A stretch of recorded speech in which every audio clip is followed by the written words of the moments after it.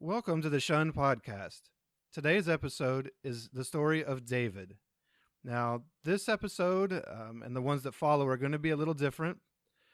David had a lot to share, and so this episode is actually going to be, or his episode is going to be three parts. There will be two regular episodes, and then I'm going to throw in a bonus episode as well. The bonus will consist of some things that we talked about really before we got to David's story, before we really started outlining everything and putting it in order. We had a conversation that I think was pretty important and that some people need to hear, and I hope that it helps others. I will warn you that some of the story that we're about to delve into is intense.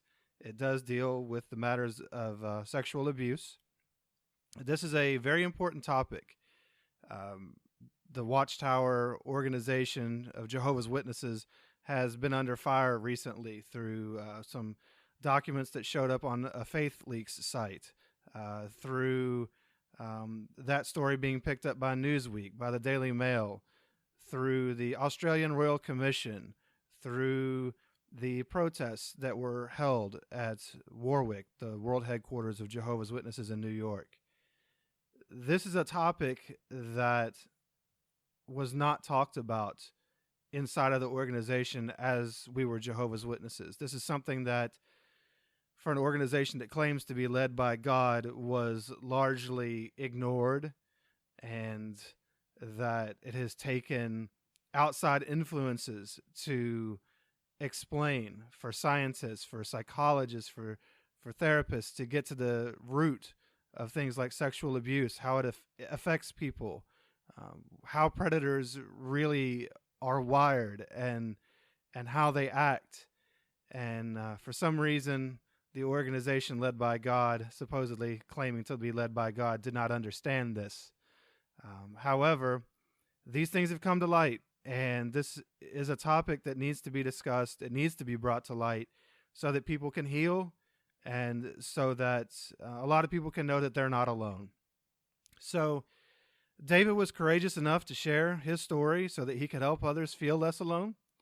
And David was, gracious enough to do this so that I could share it with you. These episodes are going to be a little different. They're not the normal way that stories are told on here. They will be more conversational. It will be a conversation between him and I, and hopefully you'll take away quite a bit from it. I hope that this information or this story, that you don't just come away with it. Let's not boil it down to just being this one aspect, this aspect of sexual abuse and the conversation surrounding it. David lived a lifetime of experiences in just a short time. There's a lot to learn here. David is a beautiful soul for allowing himself to be vulnerable and to express these things. And then, you'll just see throughout his story that he's a pretty awesome person, a great human being. And sadly, well, maybe not sadly, but it is a lot of the most sincere people in the organization known as Jehovah's Witnesses that leave. It was something that I've noticed since getting out and learning the stories of people, that it is a lot of the people who are the most heartfelt and sincere that end up leaving the organization known as, quote, the truth. So I want to thank David for sharing his life with me so that I can share it with you. And without further ado, let's go ahead and get to David's story. My name is David. I am 33 years old. I was a Jehovah's Witness, and I am shunned. All right. So then, David, how'd you come into the religion? How'd you find yourself in that situation? Well, I was born in, so it's all I really ever knew. And I remember when I was young, like looking in my parents' Bibles. Like my mom had the big black one with the red on the binding of it and along the pages, and I'd open the inside cover and it had her baptism date.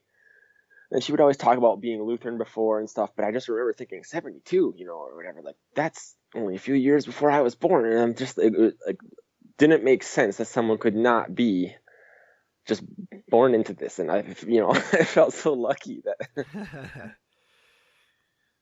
So then you got to be born in. So then, how did your parents then? So your mom, I think you said she was Lutheran. How did she come into the religion? How'd that all originate, and maybe your father too? How'd that come about? Well, the way I understand it is my mom came in the religion because she was raised Lutheran, and when they were living up in northern Minnesota, some people came to the door, some nice people, and I know them and I know their names, and I've even like on separate occasions went up to them and thanked them because in my way they brought my parents in, so they were like my spiritual grandparents. But they came, and her original goal was she was going to help these poor confused people, so she brought them in and was going to share, box them up with her King James Bible about redeeming their soul, basically. And so she started to listen to them though and liked what they were saying. My dad, he was a bit more skeptical, and I've heard stories that like since then, like the guy who came with his wife and studied with my mom was terrified with my dad at first because he stood in the doorway the whole time, and he was actually taking in the information. He just wasn't showing an eager spirit because he himself was shortly thereafter converted. But he stood under this doorway with his arms crossed, and right above it was hanging like his rifle gun. And so the guy was just terrified, thinking, "Oh man, this guy just hates what I'm telling his wife, and he's not going to stand for it too long." And so it was funny that he was actually being converted in that doorway. So they both kind of were reached through the ministry work in the heyday of the 70s and right before 75 too, which is important. I think that they were in that mass spell of expansion. Yeah, that makes sense. That was a big time because you got to stay alive till 75. That's when the world was going to end. Yeah. So then, what did it mean to you back then? Who were you then? How'd you feel about it? What was it to you? What did Jehovah's Witnesses mean to you? Well, when I was young, my life had a lot of confusion because my parents eventually got divorced when I was still young, and I don't know. This sounds terrible, but I actually don't know how old I was when it happened. I just remember being young, not wanting it to happen, not understanding, and there's a lot of confusion for a young person to digest that. So, but I remember my mom was teaching us mostly, and my dad was around.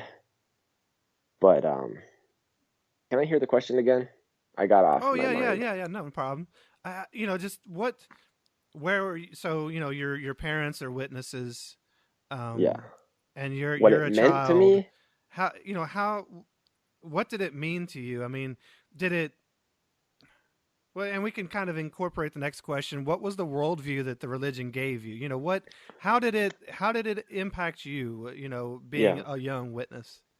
Well, what it meant to me was that I just felt very lucky because I was born into what I was told was the one and only true religion. And so I thought, God, this just works out great that I just get all my other friends, they don't know about Jehovah when I talk about Jehovah. They don't know that there's a paradise and we can have tigers, and they don't know these things. And I remember feeling like how lucky I was, but I was also very scared. My worldview could be like, there were worldly people I liked, and I felt like that they won't get to be there. My grandparents, because my parents came in, so both grandpa and grandma on both sides, this is my family, like, so they don't get to be there, and I couldn't. It was hard for me to reconcile that people I liked and seemed to be good still weren't going to make it. I remember as a young kid in school, I was like in first grade, there was another boy named Gavin, and he was just kind of trying to push the envelope more than any like edgy conversion of morals he was having.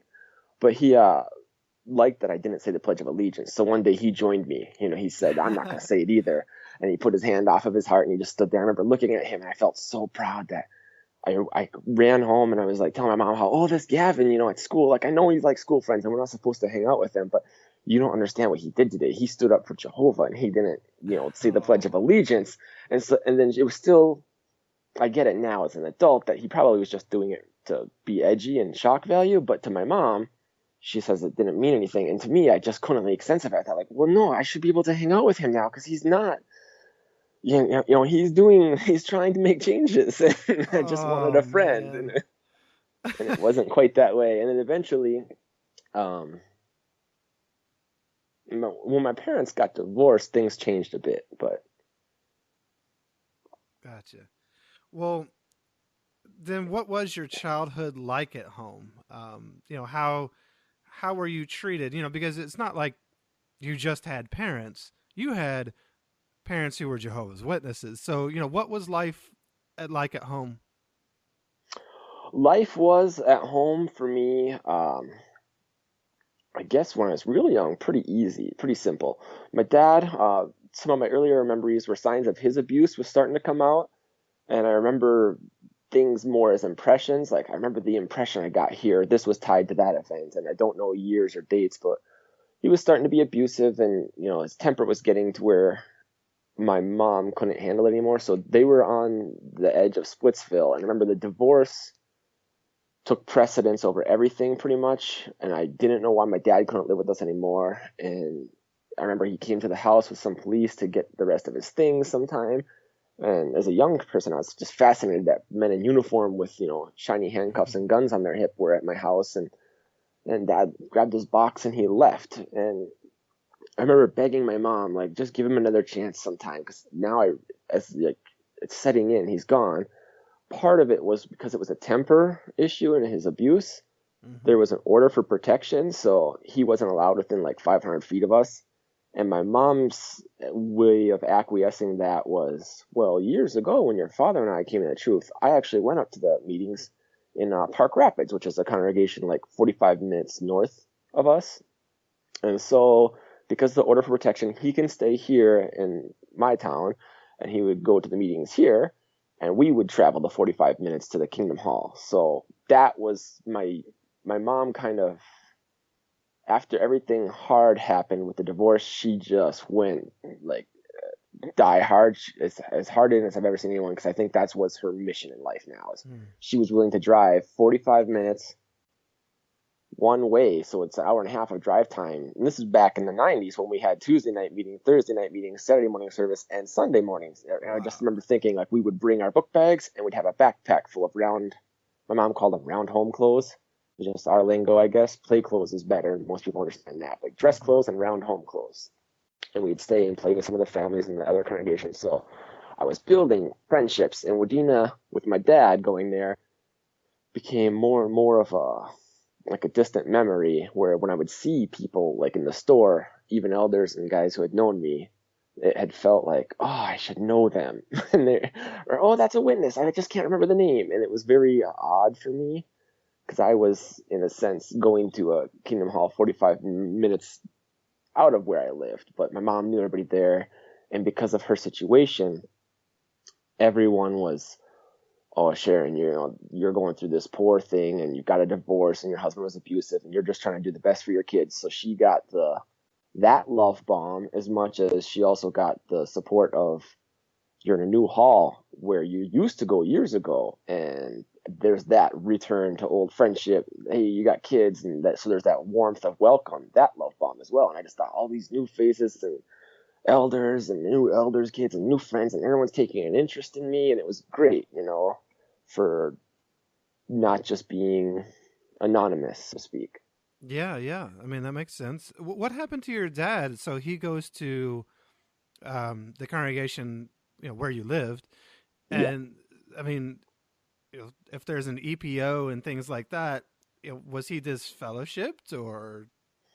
No, it was actually my mom divorced him because he was abusive, Okay. which was unscriptural. So she Oh and the gosh. elders, I guess, tried to make like amends and like tried to keep them together, which we'll get into the elders' qualifications as marriage counselors later, I'm sure. But, like two people dealing with serious issues. Before, my mom was trying to raise us four remaining kids. Yeah. Before us, even, I had an older sister who I had never met. She ran away at 15. I was just a baby. I had no memories of her at all. And like that was always, she was like this legend of something I knew of but never met her. And like, oh, that would be my sister you're talking of. She ran away because my dad's abuse. She couldn't take him. She hated him. They had very strong character and butted heads nonstop. As she eventually just ran away. Wow. No word from my mom where she was headed or anything, and very hard life for her. So then your dad wasn't. So was your mom disfellowshipped? No, not disfellowshipped. She was just Like put on viewed in reproof? that light. I don't know if it was her proof even. I have Hmm. very the details were kept from me. I just know that the elders didn't. They were also friends with my dad, so they kind of took his side because she was getting a divorce on unscriptural grounds. Even though he She was viewed. abusive. Yeah, but everybody knew him as this great guy. He was a great guy to all of them. They never saw any abuse. They all thought that, well, she had it coming, his mouthy daughter. We know what she was like. And my mom was Oh just heck gosh. bent. My mom was just heck bent on this like idea of, I'm not going to let one of these other ones grow up. Like, I lost one daughter to you and your attitude, so she's got these remaining four. She's not going to be with him. And even, it was kind of like, not reproof, but we're advising you stay together. And my mom said, thanks for your advice, but no, still divorced him. And that's what kind of put her in a way where she didn't get a lot of sympathy or support from the local elders, Hmm. which I also think it made it easy for her to jump ship and go up to the congregation, even if it was 45 miles Yeah, that makes sense. away. Yeah, go go where nobody really knows you to that extent or knows the current situation is so much. Yeah, and oddly, even the people in the congregation north, though, did know the extent because that's kind of the area where they came into Oh the wow. organization. So they knew him and they knew her, but they kind of knew enough to. They were a little more, I guess, her side than his side, and they were sympathetic than rather than he was their buddy Yeah, necessarily like he would have been up in Park Rapids. gotcha. That was I don't know. It was like her side, his side, and some elder bodies took a side. So Oh yeah, yeah, yeah. That's how they work. So then you're now going 45 minutes to this new congregation. You're a little kid, and so now you're progressing into your teenage years. How did life transpire? How did life go as far as at school, at the Kingdom Hall, at home? How was being one of Jehovah's Witnesses impacting all of that? well, eventually, along the way, my dad, now the divorce has happened, he always tried to be a part of our life. Like he would, even against the order for protection, he would intercept us on the way home from school and like give some gifts or say, don't tell your mom, but this came from me. And when you come home with a skateboard, she knows you didn't just go buy a skateboard. And I remember this one skateboard he bought me or intercepted me in his car. Um, it was just funny because my dad was such a strong like character. When I look back at him, I can see where he'd be stubborn and pig-headed and have a temper, and he was very sure of. He stopped me in his car, like intercept, like right in front of me at the stop sign, and he says, "Hey Dave, I want you to have this." So he brings up the skateboard and he shows it to me, and I just love it. It had like blue and orange wheels, and I thought it was awesome. And it was the old broad ones, but there was this yin yang on the bottom, and I remember telling him, oh, I can't have it. It's got a yin yang on it. Oh And he no. looked at me, kind of rolled his eyes, as in like, okay, okay. He's being patient. He takes out his knife and then starts just scraping off paint on the bottom, right? And this is a little bit of a process. This other car, I remember, starts coming up, and they're like, "What's going on?" And he just waves them around like he's not moving his. You go around, and so he's sitting there scratching off the yin yang on the bottom of the skateboard. And once it meets my standard where it's not demonic now, I bring it home, and my mom looks at it, and I remember when she like, David, I need it, and he can't be doing this, and she hated that she had to crush me like that, but to her mind, that's what she had to do because he can't be giving gifts like this. And when we first went to Park Rapids, there was a brother who took an interest in me with like a bow and arrow, and I was into like Native Americans and archery and Robin Hood and just really liked that kind of like stuff. And I got a bow for you. And I thought, what? Someone's got a gift for me, and it's a bow and arrow. And then you want to stay a weekend at my house, and you're showing an interest in me. And then my mom, she's all for it, and she's just happy someone's interested in her kids and helping out, and she's going through all that stuff. But then when the guy gets me alone, because he also knew my dad, he says, well, don't tell your mother this, but this bow was from your dad, and he wanted you to have it, but he knew he couldn't get it. So he was like using subversive means through people in old contacts to still bestow things to us. He was Oh always wow. trying.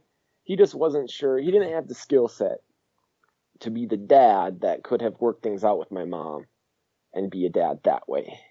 And eventually, he gets remarried.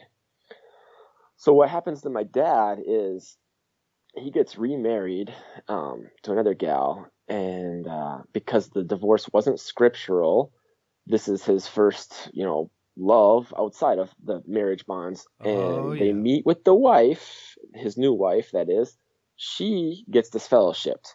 When it comes his turn to meet with the elders, he goes to the ones here in Wadena who are also his buddies, and then he says something to the effect that, like, King David was sorry and he did awful things, and they pardon him, basically. He gets no punishment. Wait, so his new wife gets disfellowshipped because she married someone who was technically not scripturally free to remarry. Yes. But he, being the guy who knows he's not scripturally free to remarry, skates. Mm-hmm. Wow. Yeah, and that's the thing is, because it goes back to, I hate to just rally against these local elders so much, but I know them, and they've talked to me about this situation before, and they said, well, you try to help a guy out, when it comes back to bite you, because they gave my dad a break there, and they admitted that they didn't disfellowship him there. What happens now is word goes up to the circuit overseer. He says, wait, what? Wife is out? Husband got to stay because of you guys' decision? He wipes that judicial committee out. None of them are elders anymore. So now they really think my mom and my side of the family is like they got axes to grind in a way. And they lose their position. They kind of just become rank and file again. And other people are promoted and the hall's kind of thin for a while. And eventually they do work their way back up, where I think for sure two of the three, I don't even know if I know ever who the third one was on that meeting, but two of the three are now elders again, and they've been elders for years. It was just one of those situations where, because so much trouble follows my family and they feel like, I don't know, they've been on both ends of it receiving good, but they got removed it was their decision, and they, gave them the free pass. And then when it came back to bite, they further didn't like my mom or my family. But now my dad's remarried. He goes to live where her hall is with the new wife. Mm-hmm. And then retroactively, he is disfellowshipped because the CO says, well, I've removed those elders. Meet with the ones who disfellowshipped her and see what they say. So he meets with her elders, and they say, you too, Gary, are disfellowshipped. So then now they're both disfellowshipped, living out of Wadena. And my mom kind of sees that as in he's moved on with his life. And Wadena is now open for us to return again. So we stop going to the Park Rapids meetings. Oh, wow. And we return back to our home congregation, which, after all the elder body and elders' wives, and they're none too happy, I think, to see us again, Yeah. I mean, here comes drama, to them, and, oh, wow. And then they've been, some of them have been removed as elders, and the family's been impacted. Wow. I'm sure they were shooting daggers when they saw you all walk in. Yeah, pretty much. So then how'd it go, for you at the new place, here? I don't know how old you were at this time. But... Yeah. Well, this is kind of the part of my life now back in Wadena that gets into my teenage years. Gotcha. And the elders who were all removed don't feel close or fondness with anyone, right? I feel like I'm an outsider, and I skateboard, I listen to heavy metal music, and I have a chain on my wallet, and they just think of me as, he's that kid at every get-together. He's outside playing hacky sack rather than associating with the most elderly senior members of the congregation. So if we're taking a pool, the next one to leave, I was high on the radar, and I knew that was their perception of me. Hacky sack is the devil's game. And so I knew that there was this perception. I anyway felt there was a perception of me that, like any of the youth who lash out or act out a little. And my mom didn't know what to do, so she didn't have a man in her life for a long time, and I think she was drama, just completely anything that came up. I'm calling the elders. So the elders dealt with us like David, we want to come over and talk to you about your music, or you're really mad at your mom right now. And so it's like elder would show up. I have to talk to him about things that dad talk to you about. And I just feel like I remember them I don't know. It was basically so they messed became up your the surrogate situation. dads. You know, Well, they that's who she turned to, because I think yeah, she went all in on the religion yeah, for her situation, and if it wasn't going to help her in the stressful times, I don't know. She gave it her all, so she expected it to save her and give that back, I sure, guess. yeah. That was her relationship. Hmm. It became her relationship. That was no. Yeah, absolutely. And then eventually, she gets remarried in '98, and now I'm probably 14 going on 15, and I don't know. I don't like the guy, but I've never seen my mom happy like this before. So you're kind of like it. And did I have any affinity to him or closeness to him? No, he had a lot of issues himself. I just never got completely comfortable with him. It was more like uh, my mom's husband moved in with us, and he was a roommate of sorts more than a father figure at all. Hmm. And because of his own issues, she herself made comments about, you know, have to take care of another kid. Grown up one should be able to take care of himself. Stuff like that, where I just felt like even when he wasn't around, my mom's words and opinion of him really made me think, well, I don't have any warm fuzzies toward this guy, and Yeah. if that's how you feel about him, he just exists in our house. But Well, that's not a fair position um, to put him or you in. yeah, um, yeah, he was weird. He had issues that I don't know. We could do like 5 podcasts on just him if you wanted, but to me, I feel like this is the point where, from a spiritual standpoint, I didn't like my hall, and now I didn't like my home life. And so I was at a point where I didn't like what was going on. At school, I had friends. I was popular. People liked me. A lot of skaters. So we were all kind of outcasts. You find each other. If you're a loner, you at least have to find other loners. So I don't know. Let's all be a group of people who are reviled, but we never Yeah, realized yeah, sure. that. Everybody's looking for community, however they can find community. Yeah. And so, however, there was a guy who moved into our Kingdom Hall, Steve A. I will just call him, Hmm. and he was probably the greatest influence in my life. He was the person who I would say kept me in the organization. I saw his example. He was the first person who showed me that there's another way of anything. How to be, how to act, how to, to joke, how to have fun. He made service fun. And I felt like that was a huge part. Before you can have love for the people you're going to talk to, you just have to have fun being out and all this other. He moved to my hall, and he only lived a few blocks away. And he was in his, I don't know, like mid-20s at the time, late 20s possibly. And he played guitar. I wanted to play guitar. He taught me how to play music, and I loved it. Hmm. And he had a skateboard. He wasn't as good as me, but you don't see anyone else in the congregation who you would consider an adult having this type of toy. So he really made an impact on me. And being that he only lived like 5 houses away or 5 blocks away, I could just go and I didn't want to be around my mom and her new husband, and I'd say, hey, let's go over to Steve's. So we just up and go, and that was like a refuge, a home away from home, a big brother who, at this time, my real fleshly big brother had been disfellowshipped, as well as my older sister. So for being, as far as kids who were around when my mom was remarried the second time to Kenny, it was mostly myself and my younger brother Jonah and my nephew Zach.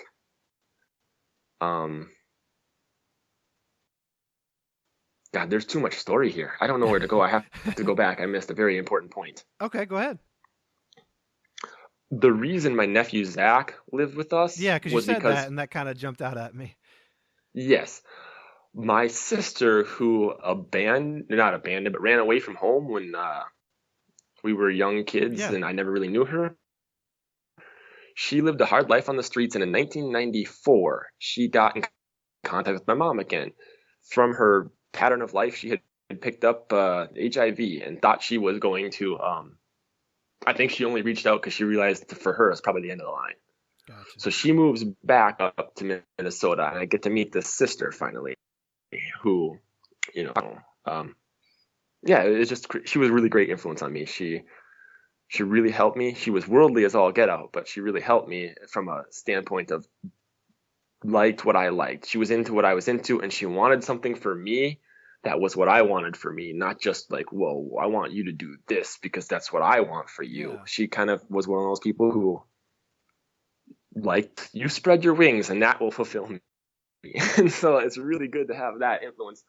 But she moved first, and then she made way for her husband and two adoptive daughters that were his to come up from Houston, Texas. After I got to meet her, then the girls came, and then lastly the husband came. And they lived in our little town for a while. And they were into drugs, and some very unsavory characters were always lurking around. Mm-hmm. And eventually it ended in a murder where he killed her, and my mom ended up taking in the two daughters who were his adoptively, and they at that point had one kid, my nephew Zach. Holy crap. So yeah, the three of them. So now my mom's got the four of us, and then three more come on board. The two girls, eventually, a lot of things came about where my mom wasn't able to give them what they needed, and she kind of turned them over to the state because it was too much to handle by herself, having the 7 kids and these grandkids now living with you. Being that Zach was the only one really that was my sister's. Uh-oh. Stayed. Are you there? And then my mom got remarried eventually after that. So Gotcha. Yeah, I'm here. You cut in a little bit, cut in and out a little bit there. The signal seemed to go or something, but so sure. I think I don't want to say I like, but I'm going to say it. I like that, this story has so much to it that you just kind of glossed over the fact that your sister was killed by her husband. I mean, wow, that is,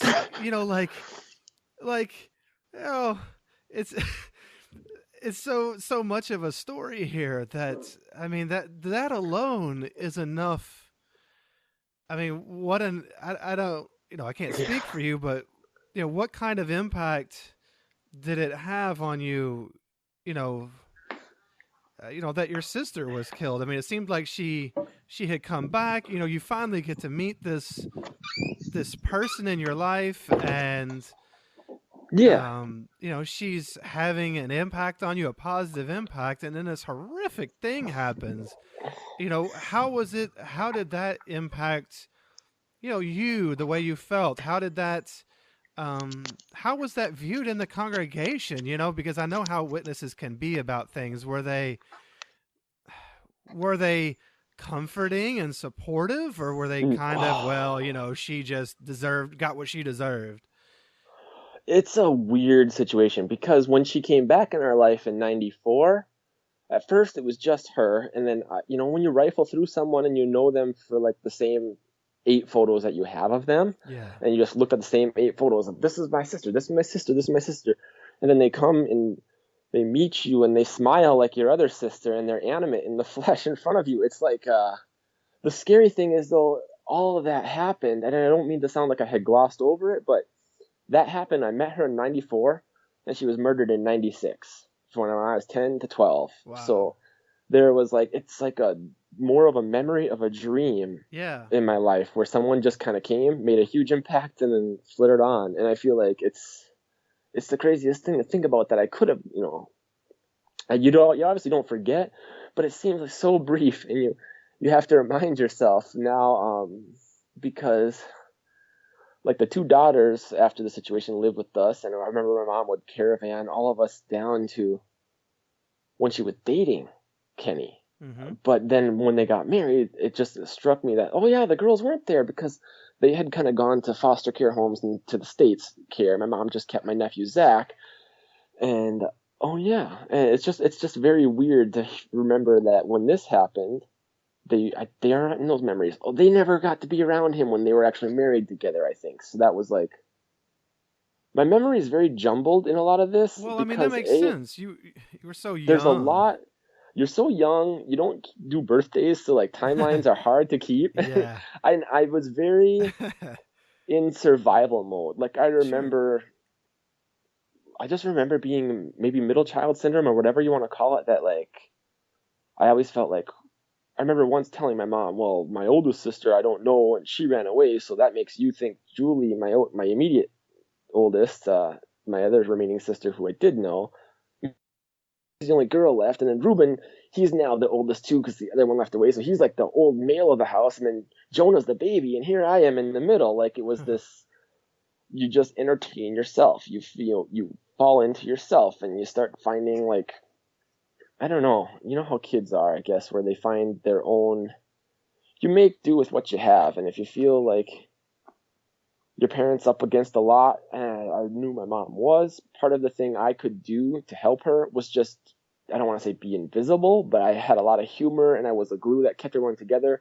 But I also was very good at trying not to ask for help or ask for needing anything. And I think Yeah.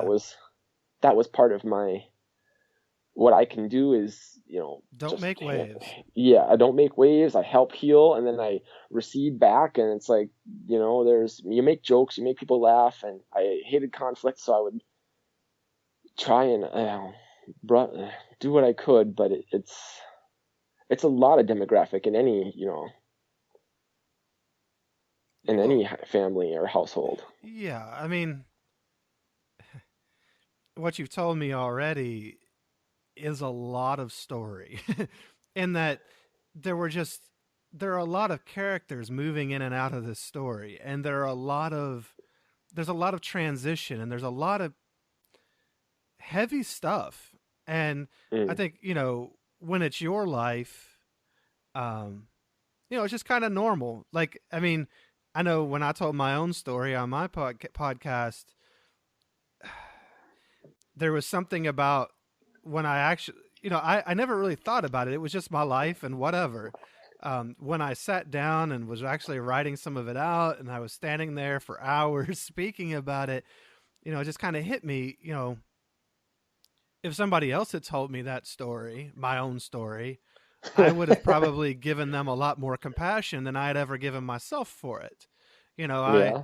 and, you have a lot in your story, too. This is there's a lot of moving parts, and, you could just take this part of it or that part of it and segment it off, and it would have been tough.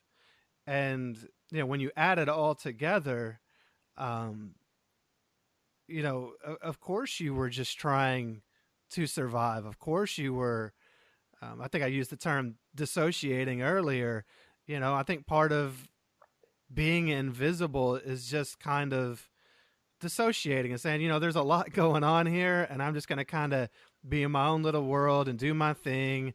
Occasionally I'll pop in and try to make people happy, or try to lighten, a heavy mood. And it's a lot to carry, when you Hmm. think back to a 10, a 12-year-old kid. That's a lot. So I'm just saying that, of course you don't remember all of these things. Of course you're not going to remember the timelines, man. You had a lot going on. Yeah. It's a lot. Um, Yeah, and I apologize for how tangential it may seem and come across. I don't always, Oh it's weird no, because man. No apologies. No apologies. You are presenting this in a very logical and, oh gosh, I'm about to say like one of those points from the theocratic ministry school, logical coherent development. Now I have to end my podcast. But yeah, like, what you're saying, you're telling it in a very logical way, man. You've got a lot going on there. And, I guess what I'm kind of telling you is, uh, from an outsider's perspective, have some compassion for yourself. You went through a lot. Um, this is a lot of stuff for, hmm I mean, we're just up to your, your young adulthood, I guess, and it's a lot of things for you to have had to deal with. So, don't be hard on yourself for how it's presented. Pat yourself on the back for even being able to present it this well. It's there's a lot of things here. Um and you should be commended for being able to create a cohesive story out of it and make something there. Yeah, well, thank you. And I do take, I don't know, I take credit for it, but I also feel like, how can I not have a handle on things that happen to me? I'm the, like, and so there's some stuff that is like, I know when I talk to my brothers and sisters and they fill in things, I'm like, oh yeah.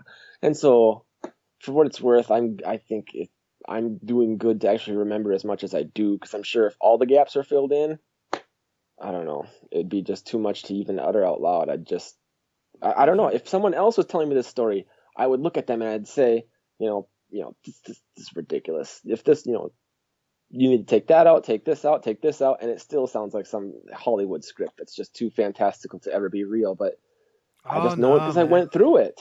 It's real. You're not the only person who's,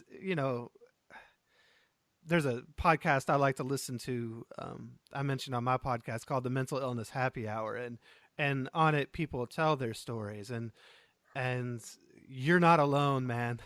Like, obviously yours has unique qualities. We have the Cult of Jehovah's Witnesses in it. But you're not alone. There are so many people that go through so much. And I don't know. I just think, good for you for, being strong enough to make it through all that. And, whatever you can remember of it, of course you can't remember all of it. Nobody can. We all, all of us can go back and get things, filled in. But, you should, don't worry about how this is all coming off, because I'll tell you now, this is coming off very well, at least, from an outsider's perspective. Good. And it's just a lot. And, I know you just mentioned Steve B. So Steve A. I'm sorry, Steve A. So, you're just getting to that segment of your life. So, how did all that start to, I think I derailed you a little bit with the question about your sister. That's good though. Oh, I do want to ask though, how did the congregation react about your sister? Did they just do what I assume, or? Well, this will leave you maybe gutted to know, and I don't know the validity of it's true or not, but I wouldn't put it past anyone. Once word got out that my sister had returned, and she had wild piercings and tattoos and had lived basically just a street life. She told me stories about getting to Texas was like, I had to jump out of moving semis that I got into because it was obvious this guy's a creep, Yeah. And like, there were stories that were circulating around the hall. Someone came up to my sister was on some medication. It wasn't yet AIDS, but it was HIV, and she was taking a medication that was experimental, and she would get sick occasionally. And like, I know that she would, get sick, but there were some sisters in the hall who said that, oh, she was in there and we heard her puking, and then when we went in and looked, there was a mess, and so we had to clean it up, and we shouldn't have to be the ones who clean up HIV, sickness or whatever. This is not a hospital where if she needs that kind of care, she should, stay home. And it was not welcoming. Yeah. So again, a flip-flop happened with my mom and sister were going up to Park Rapids with us. And this is going to blow your mind, because eventually the girls do get there.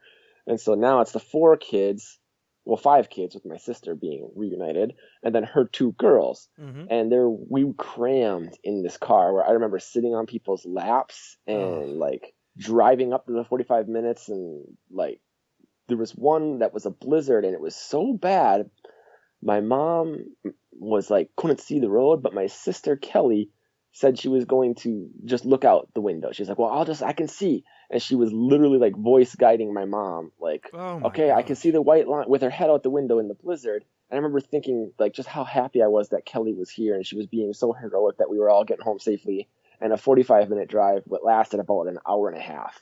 And it was just I remember things like that crammed in on people's laps. And it was a new struggle and all that. And I felt now it's really starting to get into me that the the elders in Wadena and the sisters who they made this story up. Like, I know my sister was sick and had her problems, and that would have been a bad thing if it was true, but she was also deeply embarrassed about her condition, wouldn't let us wash our clothes in with her load, wouldn't let us, use her like toenail clippers and stuff like that. And like, she was very, like, there's no way she would have left a mess for someone else to clean up. They just didn't want her there. Yeah, they didn't want her there. They didn't like her there. They felt like they didn't like my mom anyway, and now they have just this, oh God, more like, can't we just have a normal day? I think is their approach. And when we went to Park Rapids and had a much more loving reception, rather than the people who have just known me and my family for 30 plus years, it's like these guys were welcoming every time, and they were happy to have Kelly, even if they viewed it as her, final days, not knowing a murder would happen, but just because she was sick with this thing. And I felt like that made me feel much more spurned against the local congregation. And like, I don't know, I did not have any warm fuzzies thinking about Wadena at that time. Sure. However, that was how it went with my sister anyway. I preferred the Northern congregation just because she was the greatest and they were accepting of her. Did they show up? I don't know if there was a memorial or a funeral or whatever the situation may have been. Did they, show up and show support for you guys? They did. They absolutely did. Once the death happened, they came out, and I think death has a way of just erasing anything, even negative feelings you might feel justified in having. Sure. And I feel like whatever the situation was, they did come out in droves for my mom's support. Good. Yeah, that's one of those instances where you can actually, as long as they weren't just doing it, to be a good witness, which some people do out of a sense of duty, but that's a place in life where you can start to see people's humanity come out again. Yes, yeah. And no, that was really good.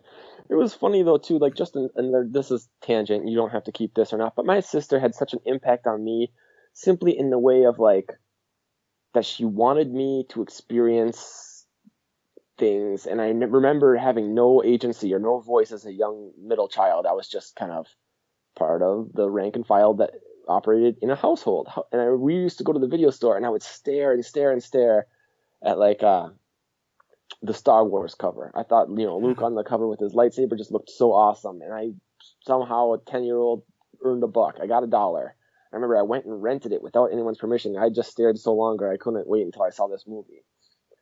And I came home with it.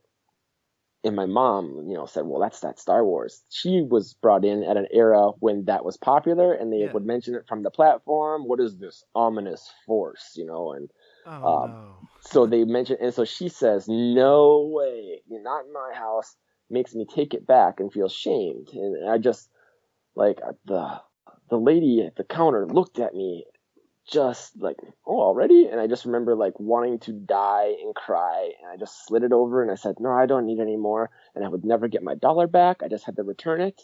And then my sister had went to bat for me while I was gone, returning this movie. She had talked to my mom and said, well, I've seen him, because she ran away and said, done what she wanted. And so she went to Star Wars and said, there's nothing weird about it. There's no gods or like demons. It's just part of this like fantasy sci-fi thing, and so then my mom softened a little and I just remember like that was like the first time I can really, really remember someone going to bat for me and saying, my sister stood up, and then somehow I think the money just came from one of them now feeling bad, but we went and we watched Star Wars, and that was like any 10-year-old boy, right? That's a big moment in your life, just watching Star Wars nonetheless.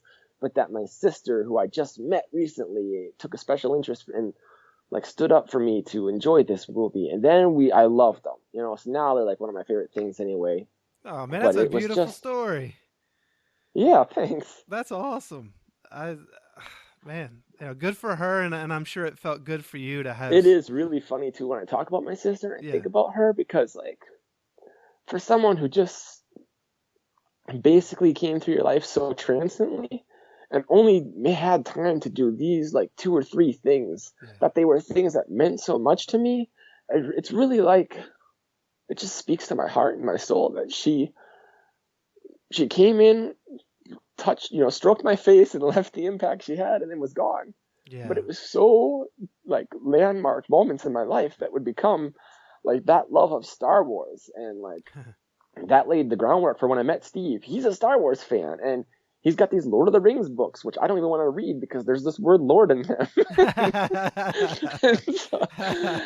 and, so, and then like slowly though, you start to she had gained worldly experience through her running away, and Steve was from New York, so he experienced much more than I would ever. And these were the things that spoke to me, was that I didn't have to grow up, get a pickup truck, and just hunt deer my whole life, be Yeah. like this woodsy rural Minnesotan. If it's not ice fishing and hunting, it's like, where do you fit in? And I didn't, none of that spoke to me, but that was the area I lived in. And I didn't know if it was because, is it who I really am, or is it just because my dad wasn't around? So I never had the macho male influence that says, let's get some guns and go hunt or, kill stuff. And I just felt like, I don't know if I am I more feminine, maybe because my mom was all raised me, and so I don't have the machismo side, or is it like, Hmm. It's just but funny. It's not necessarily effeminate. It's a view, a distorted view of masculinity that sure, you have simply to. being a sensitive guy, I Yeah. didn't know they could exist at Yeah. that point in my life. Yeah. Every guy was supposed to never cry, and Oh yeah. you know, you have a firm handshake. That's You how know, I was raised. I totally understand. I totally understand. And there are segments of male society that I do not fit in because I'm not a guy who's great with I'm not a hunter. I'm in the same boat in a lot of ways. So I totally understand. And but I think it's the uh I'm looking at the synchronicity of, here yes, your sister floats into your life and has this impact, and now here you are later in life, and you know you're you need another Kelly. And then here comes yeah, Steve, this yeah, Steve A, and he's there for and you. yeah, and they both allowed me to be and like listen to my heart and be a sensitive soul. If that's what was calling to me, that was speaking to me for a reason. And if it was Star Wars, if it was Steve, you play guitar, I want to play guitar. And Steve had a rule though, kind of where he was very spiritual. He moved to our congregation to help out. Yeah. He had moved out from New York to help in the nearby area, but he felt like, well, in this area things are good, but I'm not doing a whole lot. I want to go where they really need me. So he asked the CO, and the CEO said, well, after all that's happened in Wadena, there's a bunch of young ones there. There's a lot of confusion, and there's little direction, and there's no good influences. Go to Wadena. So then he came to Wadena. And instead of being there as like anyone who would just be there to patch up work and obligatory, this is the task I've given. And so he was really kind. I remember hanging over at his house, and I just loved, he would laugh at stuff that I'd never heard people laugh at. He was like a sensitive soul. Hmm. And he was different. He was different and kind and non-judgmental, and he didn't know about my family or care about my family's past, like that meant anything about me. But I remember there was a time where someone had called on the phone. We were over at his house hanging out, and that was like our just getaway because we didn't want to be near my mom and my stepdad Kenny at the time, so we just would go to Steve's. And he left the door unlocked. There'd be times after school he would come home from work and, oh, you guys are here. And he was that kind of open door where it was really cool guy. And I remember we were hanging out though, and he got off the phone and said, I hate to tell you guys this, but that was some other people in the congregation that were more his age. And he's like, I had plans I forgot about to hang out with them tonight. And I know we were doing this, but they have asked that you guys not be there. And I remember feeling like, well, that sucks. Those people who called and took our evening away, they suck. But more importantly, like, I was pretty used to it at this point of people saying, basically, scram, get to the kids' table. The adults are going to play now. But I wasn't used to anyone having that level of like compassion. Like he was so pained. He hated having to tell us that. Hmm. He didn't. He thought, oh, the night's over. And he didn't. I just thought, well, this guy cares, and that was like a really big thing, is to have someone just like to be around you. He liked us.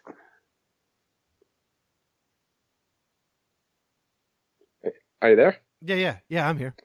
Yeah. So anyway, he just liked us, and that was like the first person in this hall in a long time that I felt like to be around us. He didn't just have to do it because, well, spiritually I can't judge this person, but Well, yeah, I mean, you all have been, I don't know if the right word is pariah, but you all, the way your family moved around and, all the stuff that was surrounding it. I mean, it's unfortunate, but Jehovah's Witnesses can be very hateful and clicky. And, to go around feeling like you never fit in um, is a I experienced it as an adult. When I was younger, I did fit in. I was kind of like the oldest one, and I guess I was the ringleader of our group at the hall or whatever. But when I was older and left that congregation and moved elsewhere, I never fit in, and it's a very lonely place. I think one of the loneliest feelings in the world is not to actually be truly alone, but to be in a crowd of people and know that nobody there has your back or any interest in you. And so I understand what you're saying there. It's very important to feel like somebody wants you too, instead of um, yeah. And he was at that perfect bridge where he was a cool guy, so he was cool enough to be yeah, one of the young ones, yeah, but he was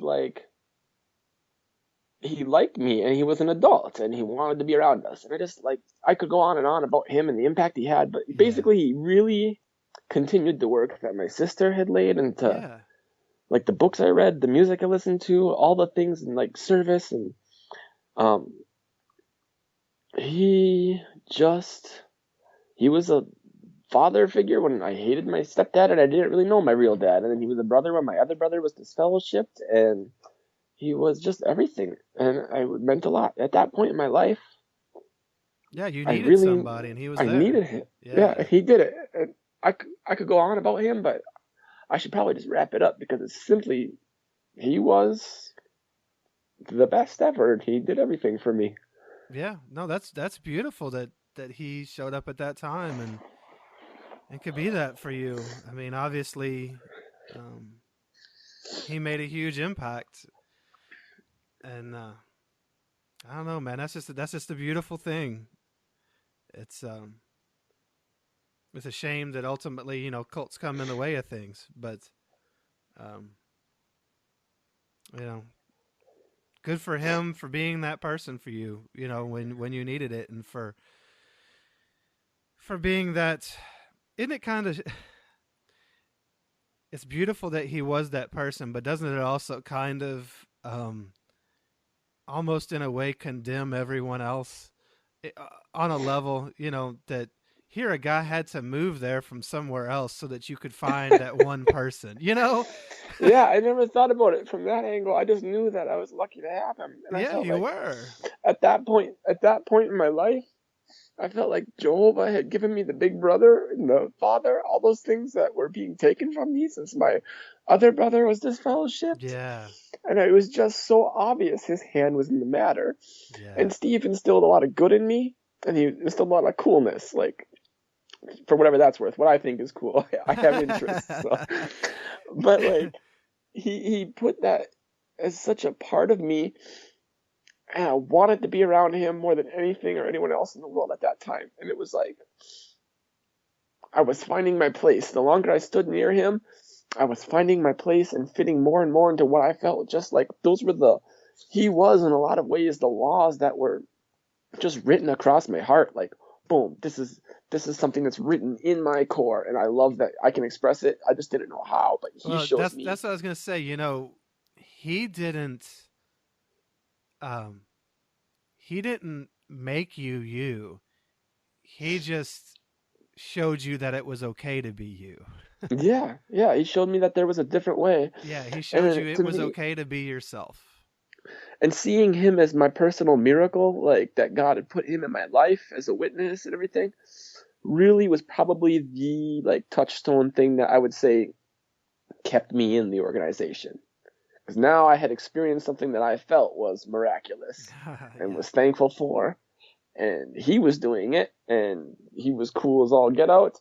And then when he got married, um, I remember at that time he was, starting to date this girl, and I don't think they were dating yet even, but it was a very charming story. But long story short, she was at our house, and so was this Steve B from New York who came out to visit him in his new Minnesota setup. So Mm-hmm. Steve B is visiting Steve A, who's already the greatest influence in my life, and I get to meet this other person from New York.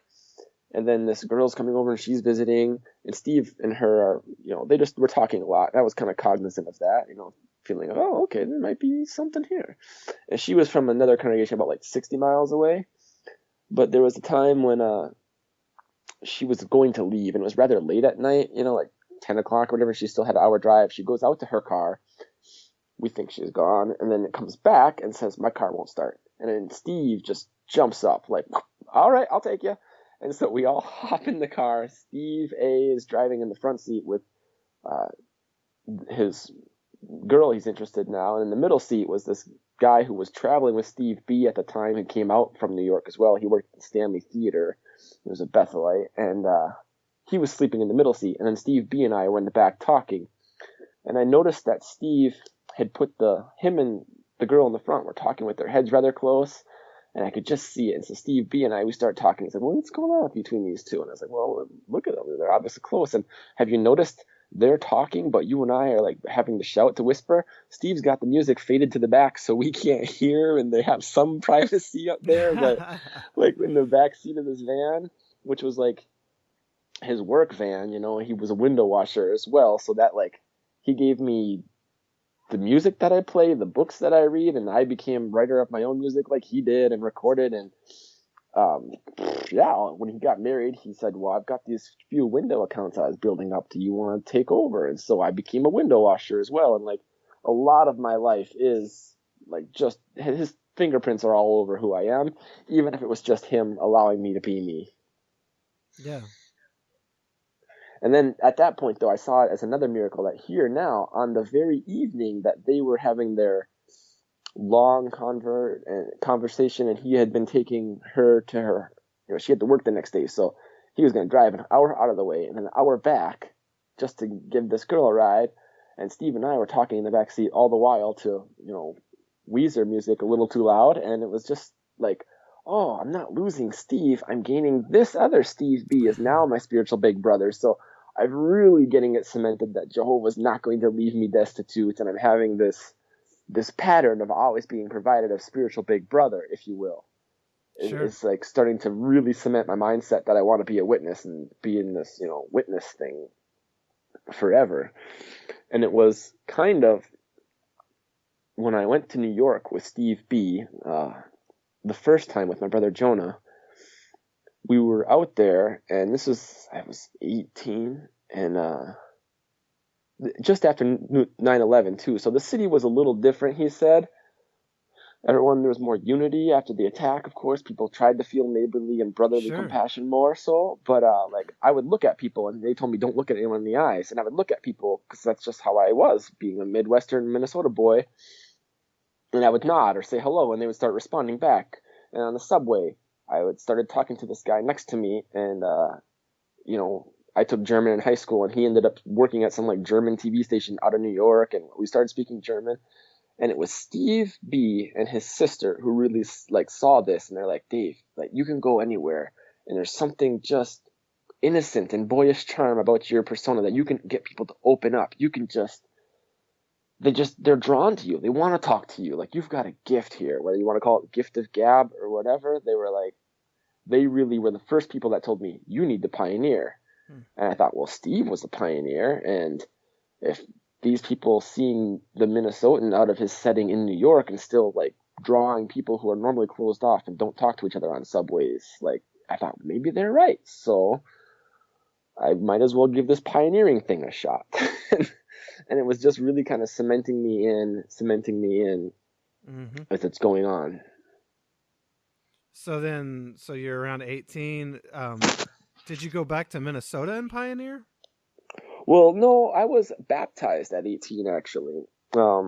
Just like a month before Steve A's marriage, and then from the marriage, Steve B gave the wedding talk, and Oh, then wow. like the married couple went off and did their married life began. And from that get-go, we had our bags packed to just go with Steve B, my brother and I, right to New York. So I'd only been baptized about a month, but they were quickly shaping my goals for me. Excuse me. Saying that, you need to pioneer and look at this. And so I'm thinking, well, yeah, I've only been baptized a month, but yeah, why not? Maybe that is what I want. And I'll try it if nothing else. So And then when I got back to Minnesota, I was just like a week-long visit in New York. But when I got back to Minnesota, I remember mentioning to my elders, and I started as like an auxiliary and did that for a while to make sure I could do it. And they had said, do it for a couple months and then see if you still want to. And being a window washer, I had that like perfect employment where you can make your own hours and go out and service if you want. And I had 2 roommates who were also, by this point too, my mom and Kenny decided they wanted a fresh start out of Wadena. So they moved away when I was like 18 going on 19, right around all this time. Oh, wow. They went to Sioux Falls, South Dakota, and in an odd turn of events, I stayed back. So my family left me when I was 18 rather than I moved out on my own. But I stayed in Wadena, and I thought, I got a good thing going here at this window gig. I'm trying to start my own business and trying to get pioneering, and I'm going to help this congregation. We just lost Steve A. I'm going to stay here and help out. And my roommates were like, other guys in the congregation, obviously. And my mom, with her husband, my stepdad, Kenny, my brother, Jonah, and my nephew, Zach, all went to Sioux Falls, South Dakota. And I just decided I would stay behind. I liked Wadena, and I had a lot going for me. So I was going to see it out rather than go with them. Gotcha. So then where'd you go from there? You're now alone and in this new place. You're pioneering, living this, bachelor life, washing windows. You got roommates and all that. Where'd you go from there? Well, my roommates, actually, the interesting thing was they said I could move in with them because the other roommate, who was the original third, was off at ministerial training school. So he would be gone for 3 months. Ah. And so they just said, well, we've got space enough for you. He still had the room, but they let me have like a guitar in the corner and a tote full of clothes. And every day I would fold up my stuff and put it off in the corner again. Oh, wow. And then all my other clothes were still in the garage because the garage was like good enough for storage. I had only ever had one room. Everything I owned fit in one room in my house anyway, previous. So I just put it all in the garage. And I remember like getting dressed for service in those early mornings where in the winter, your dress shirt was like so cold on your skin when you're buttoning it up. Just the way the fabric was. And I would run out. I eventually learned that I should run out, grab my suits out of the garage, bring them into the house. And if they're in the steamy room of the shower with me, like they'll warm up and then it's not so bad getting dressed. And I did that for like 3 months till we got a place of our own. And, the guy from ministerial servant school, he came back and he's like, oh, so you're here now. and it just kind of worked out where they all, they knew I was like a young entering manhood trying to do it through pioneering. And so they, made a lot of allowances for that. And I wasn't like an established business owner, good window washer yet, but when you got those types of guys, I think my rent was like $120 or something. Sure. So I didn't need a whole lot. I was just going about it. So then where'd your life go from there? From there, now that I no longer have, mom breathing over my shoulder and, parents and adults, you're a young person trying to spread my wings a little bit. Steve and his wife, Steve A., they moved about an hour and a half away, and I still would make regular visits to go visit them. And I started to take an interest in one of the girls in that congregation.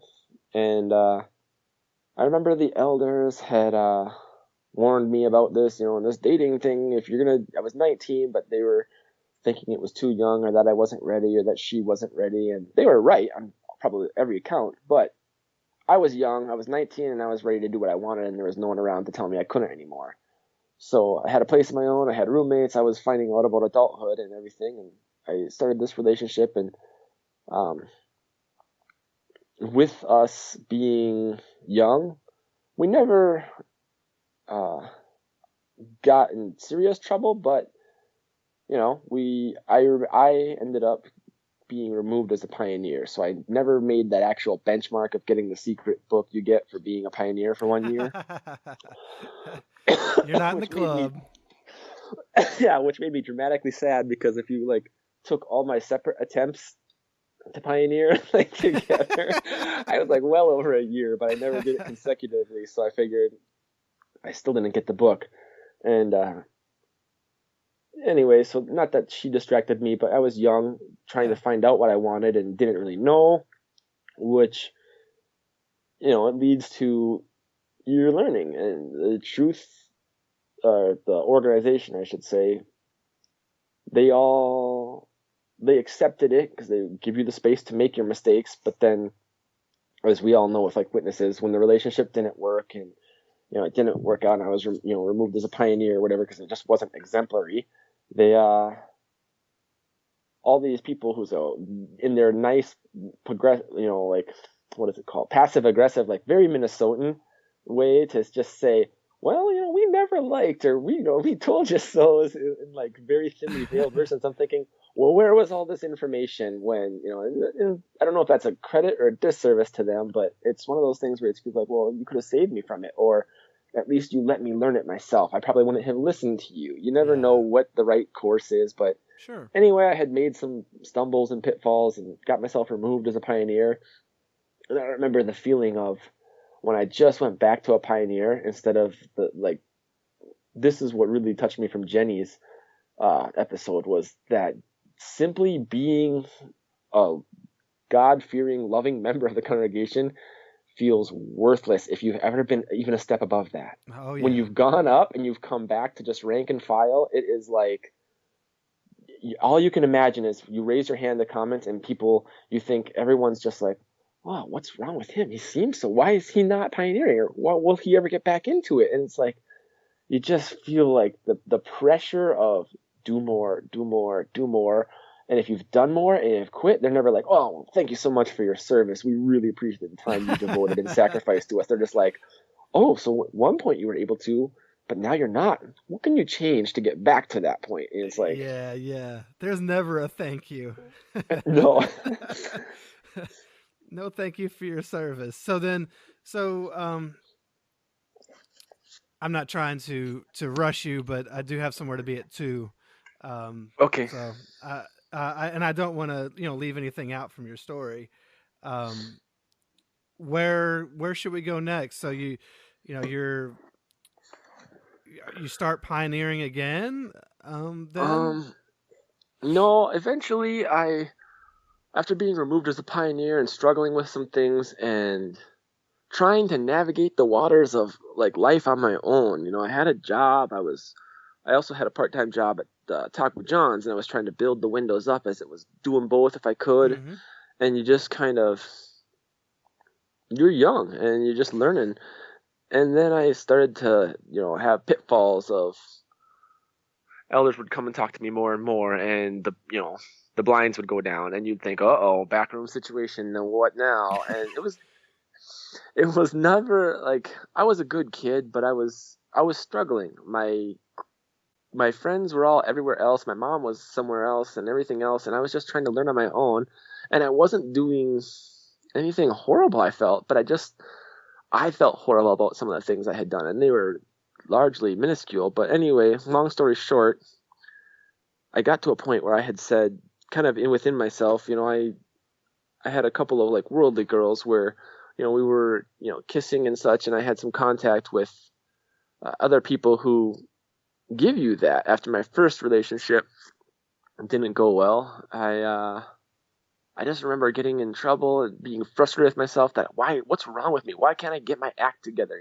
Like I'm very like, girls are all I think about. And I never felt like there was anyone for me necessarily around in my area. And everybody knew my story from the previous one. And there was a couple of, I was friends with a lot of girls too. And in my local congregation, there was one girl, but she was quite young for me at that point, and I just felt like, I'm not going to ask anyone to wait for me, or like, I don't know.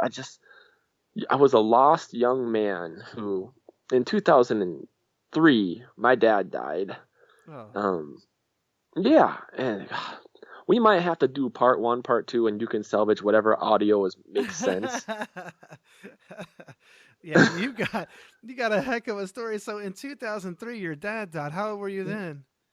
I was 19. That was like right around the time where, Oh, after my first relationship kind of ended, even my ex, she was like, well, sorry to hear about your dad. And when she reached out to me, I just thought, please don't be a thing that you want to start up again, or because you're showing compassion, it's going to be this on again, off again relationship. I don't want to go through that with you again. And, like just that. And it was one of those things where my mom had always been my like saving grace. I just loved her to death. I took her side on every single thing in the world. I didn't want to know my dad.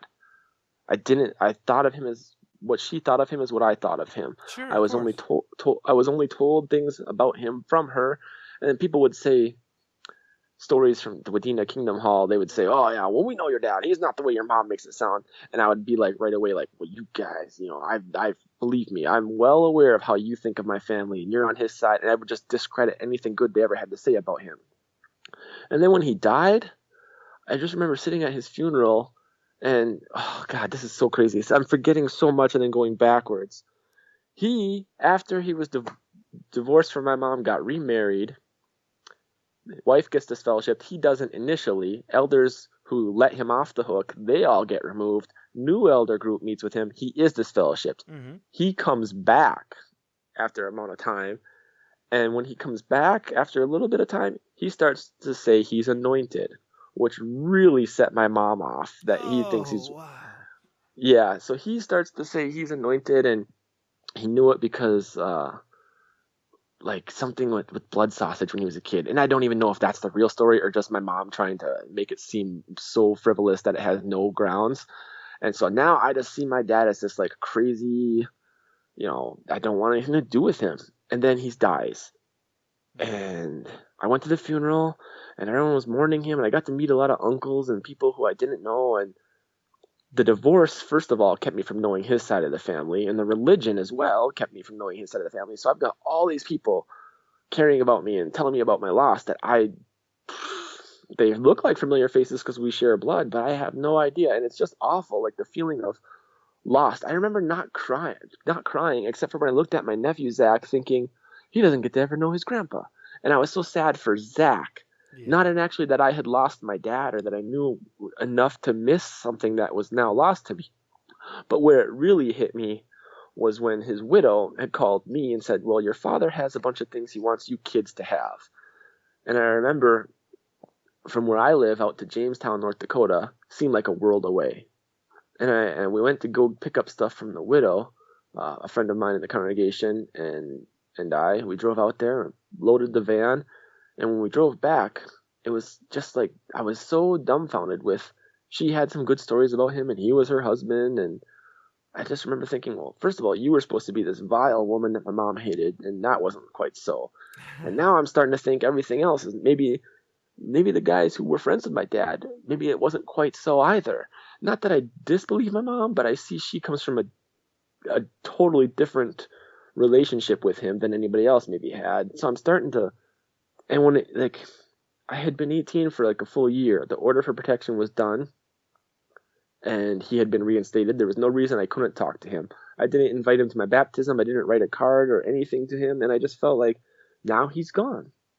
Yeah. And it hit me like that an hour. It was 2.5 hours away or something, I think, the drive. And I felt like just like, that's not the end of the world. 2.5 hours away when I had that girlfriend. It was nothing to drive an hour and a half there and back same night, 3 hours. And I really felt like I had failed him as a son. And I Yeah. just thought, even if he was a jerk, I should have taken the time to investigate and find that out for myself. I really, really beat myself up for saying I should have proven he was a jerk to me rather than just say, don't want anything to do with you. And I took my mom's side, and now I can't investigate it at all to even have the investigation. I feel like I was just robbed of having a father. I hated it. You were robbed of that. I would say that the word should is a slippery slope, and that you were just a kid, and so you didn't have the tools at the time. If you were who you are today, maybe you would Oh yeah. you would have, reacted differently. Yeah. But you can't. Again, I think it comes back to that thing that Jehovah's Witnesses teach us, that everything is in our control, that everything comes down to choice. And you can blame yourself and say, well, why didn't I do things differently? But um, there's a there's a great quote that really helped me with some things that I had regrets about. And the quote is something like, acceptance is letting go of the hope that it could have been any different. And that quote meant a lot to me, because in retrospect, I can look at things and say, oh man, I could have done this, or I should have done that. But accepting it for what it was, I was doing my best at the time. You, David, were doing the best that you could have done at the time as a kid. And I understand having some regrets and wishing it was different, but it couldn't have been different because you were a kid and you couldn't have done better. So, and I've been through lots of therapy ever since, the last couple of years, especially counseling. Yeah. And I have forgiven myself. It's just still a hard thing to feel like now. I just don't know. Well, I forgive myself, and actually, like, on a total side note, I know you're not like, I don't want to push anything or even like preach it to you, but from my experience, my newfound spirituality, there's a psychic who had called, and my wife lined it up for this thing, and I went in super skeptical, all that stuff scared the life out of me for a long time. Yeah. Yes. And she, like, within a few minutes, and she's a Christian psychic who talks about the Archangel Michael protecting me and clearing the area of any negative energies. And then she starts in, and my dad's just, like, I guess, pounding on the door to get through to me. And it was one of those things where I felt like, and all he had to say was goodness, and she didn't know the situation. Like, it was legit to me, just a spiritual experience where some soul had broken through and told her that he was sorry. He wasn't there for me. And when he was here in this life, on this earth, he was messed up. He had a lot of issues. He had things he couldn't control, and he hated when he couldn't control things. Sure. And she said that all these things you were saying, and it was so him. And she asked me about, like, other stuff. And I just thought, this is a legitimate psychic. Like, I've always been one of those types who, I'm not going to go on the whether or not there's creator spirit realms, but when we would say demons, any demon activity, uncanny things that you can't explain any other way than like just that there's something higher energy, whatever you want to call it, the source of life, if not a single person sitting and judging people for their sins. Sure. But I felt like, oh my God, this is what I wanted to hear, and it was very healing, and it was so authentic. Yeah. And it was just really, really, like, part of the healing process for me. And then my counselor, she told me, it's not your fault. You were a kid and you were equipped, and if your mom was actively poisoning this person, you against this person, what else are you supposed to do? Right. But it's nobody is all good or all bad. And obviously your dad did have some issues. But